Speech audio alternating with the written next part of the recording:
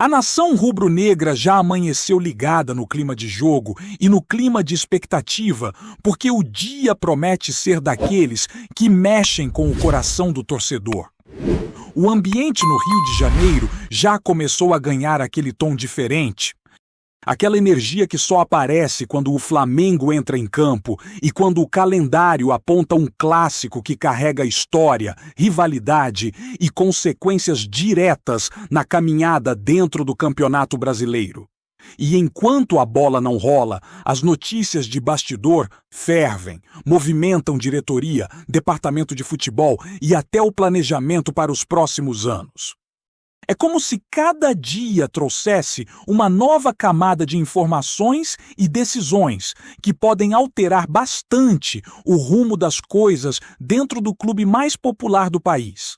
E já que o campeonato vive sua reta final, a atualização mais recente da entidade máxima do futebol nacional mexeu com o planejamento de todo mundo. A tabela foi fechada até a última rodada. E isso traz um peso enorme porque mostra exatamente o que espera cada equipe daqui para frente. O Flamengo vai encarar uma sequência puxada, com jogos no mesmo horário que seu principal concorrente direto na parte de cima da tabela. Essa escolha deixa claro o objetivo de impedir qualquer tipo de vantagem inesperada ou combinação que possa influenciar o andamento da disputa.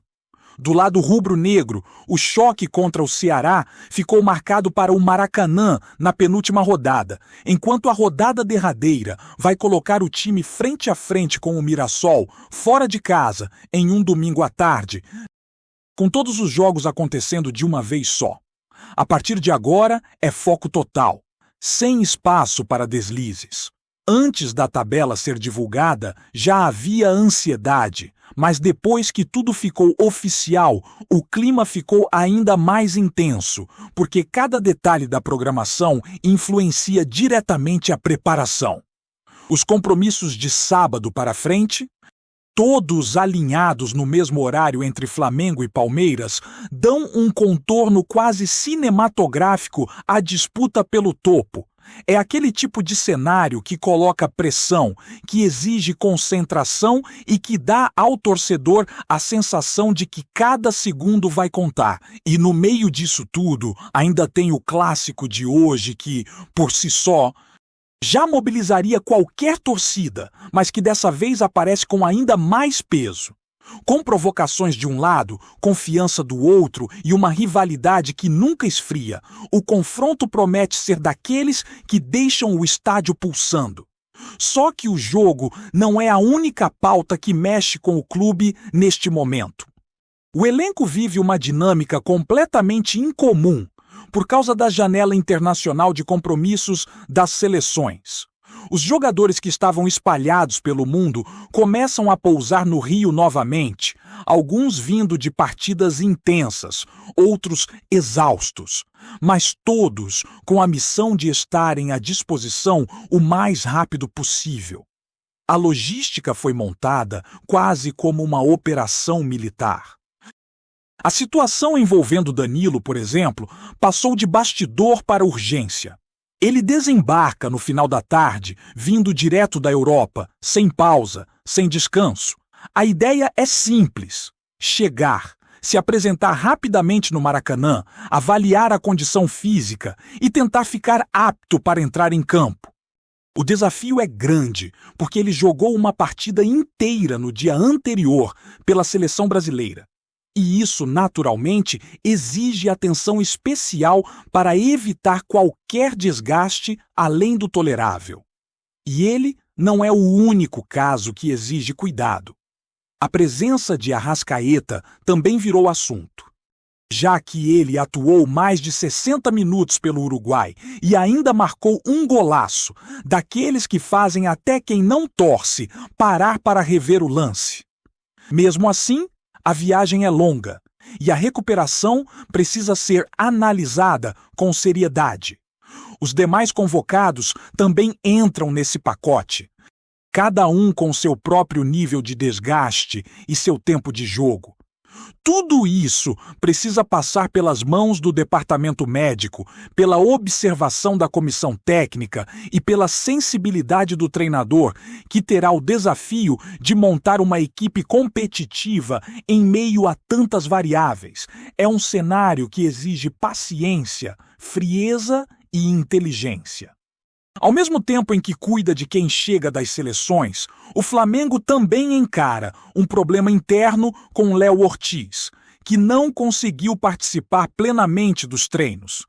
A situação dele coloca dúvida no ar e pode obrigar o técnico a improvisar ou confiar em alternativas menos óbvias. O nome de João Vitor surge como opção real, enquanto Danilo, caso esteja em condições mínimas, também pode entrar no radar. Tudo depende da avaliação final, que só deve acontecer algumas horas antes do clássico. É aquele tipo de pré-jogo que não deixa ninguém respirar aliviado até que a escalação oficial seja divulgada. Enquanto tudo isso acontece no campo e nos bastidores imediatos, uma pauta bastante inesperada pegou muita gente de surpresa e começou a circular com força nos corredores da sede rubro-negra.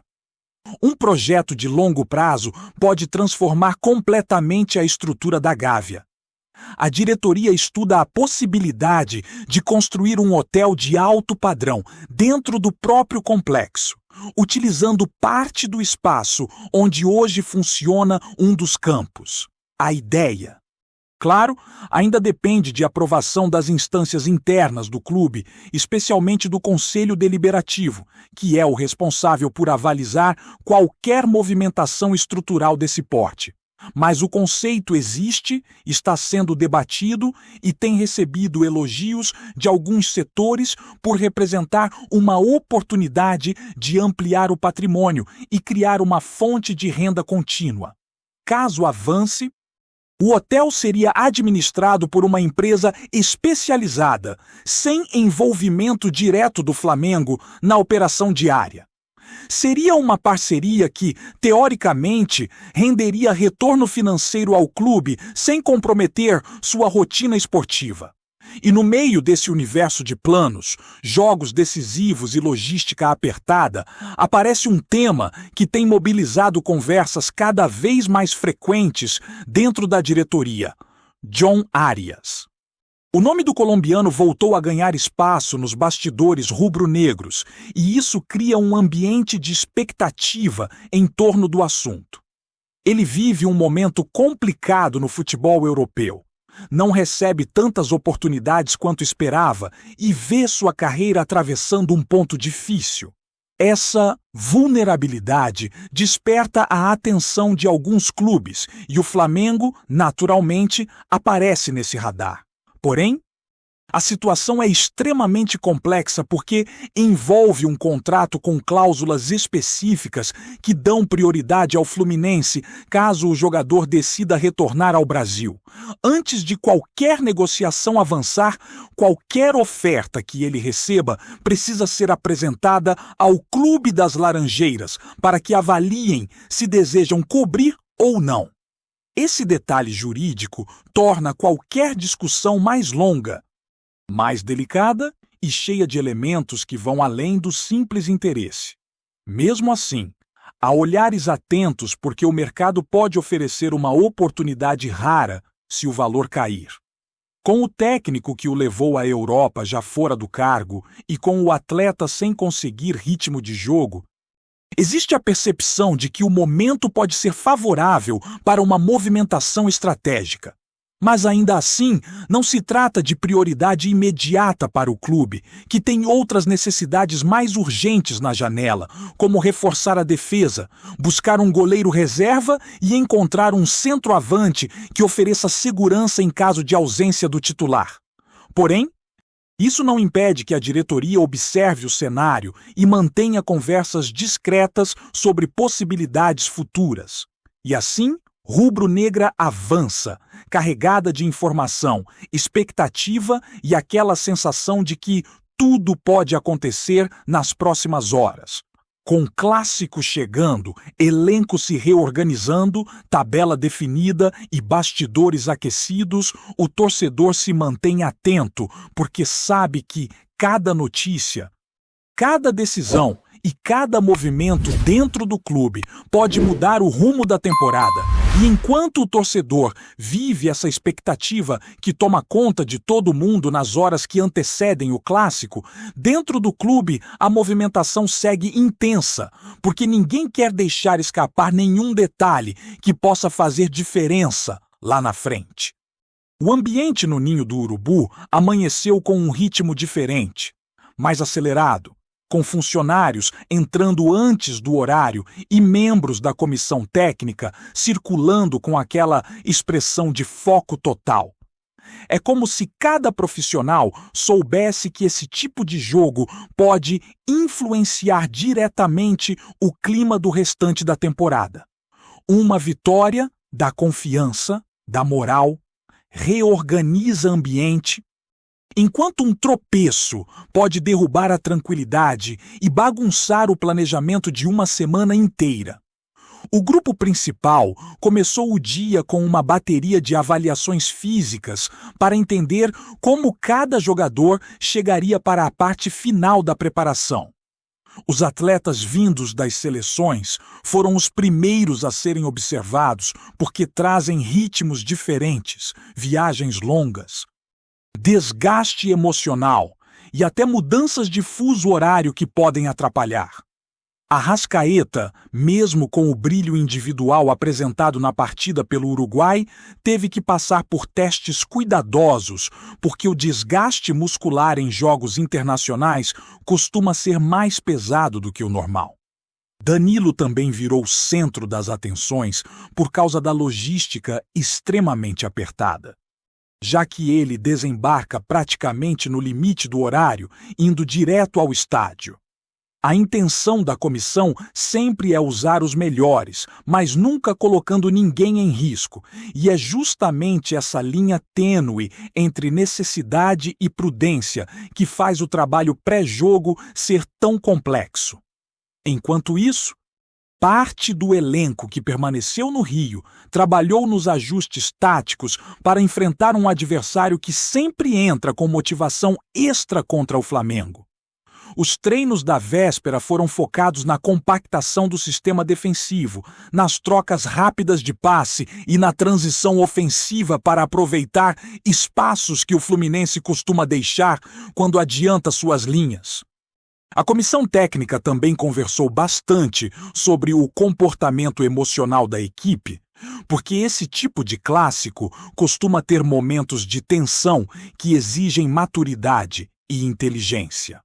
Uma expulsão, uma discussão desnecessária ou um erro de concentração pode virar um problema enorme, especialmente quando o jogo envolve duas torcidas tão apaixonadas. O que também chamou atenção durante o dia foi o clima de confiança dos jovens do elenco. Muitos deles sabem que, com ausências e dúvidas na escalação, podem acabar recebendo minutos importantes no clássico. A nova geração, que cresce acompanhando a força da torcida rubro-negra, demonstra vontade de entrar, mostrar serviço e aproveitar qualquer chance que apareça. O treinador tem conversado bastante com essa turma para preparar mentalmente cada um, deixando claro que oportunidade não é simples vitrine, mas responsabilidade. O peso da camisa do Flamengo sempre acompanha quem pisa no gramado, mas a confiança do grupo em seu próprio trabalho ajuda a diminuir qualquer pressão. Enquanto a parte esportiva seguia seu curso, o tema estrutural envolvendo a possível construção de um hotel na Gávea continuava ganhando comentários nos bastidores. Membros da diretoria debateram a ideia ao longo do dia, avaliando desde o impacto visual até a forma como isso poderia alterar a rotina de quem frequenta o clube. Alguns acreditam que o projeto pode dar um salto de modernidade ao Flamengo, aproximando-o de modelos que existem em grandes clubes do exterior, onde complexos multiuso geram receita e ampliam o prestígio institucional. Outros pedem mais calma e defendem que todas as etapas sejam estudadas com cautela, reforçando que qualquer mudança precisa preservar a identidade histórica da sede. A conversa ainda está longe de um desfecho. Mas o fato de ter sido trazida à tona mostra que o Flamengo está olhando para o futuro com projetos que vão além do campo. E claro, no meio de todas essas discussões, o nome de John Arias seguia surgindo nos corredores e grupos internos de análise. Mesmo não sendo prioridade no momento, o interesse existe e tem sido tratado com muita atenção por quem vê no jogador um talento que poderia agregar qualidade ao elenco. O ponto mais delicado, porém, continua sendo o contrato que dá prioridade ao Fluminense. Esse detalhe cria uma espécie de barreira natural para qualquer investida e faz com que a diretoria analise cada passo com mais cuidado. Além disso, o cenário internacional onde o colombiano se encontra também pesa, porque sua situação no futebol europeu não é das melhores e isso pode influenciar seu valor de mercado. Ainda assim, pessoas ligadas ao clube entendem que uma movimentação só faria sentido se o custo fosse interessante e se as outras necessidades da janela estivessem encaminhadas. A movimentação nos aeroportos também chamou atenção, porque torcedores começaram a aparecer em alguns pontos da cidade na esperança de ver ídolos desembarcando.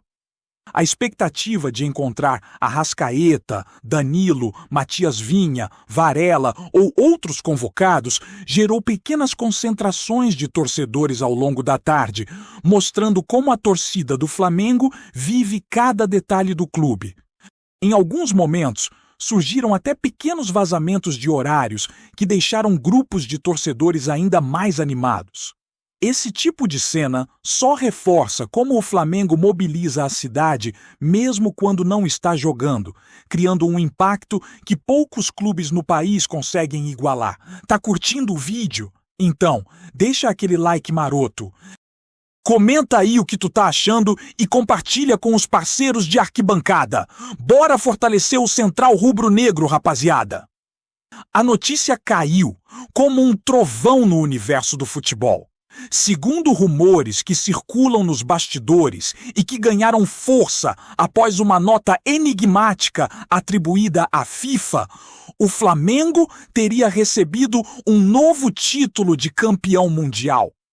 A suposta comunicação, curta e enigmática, teria sido suficiente para incendiar as conversas em corredores de clubes, redações esportivas e grupos de torcedores.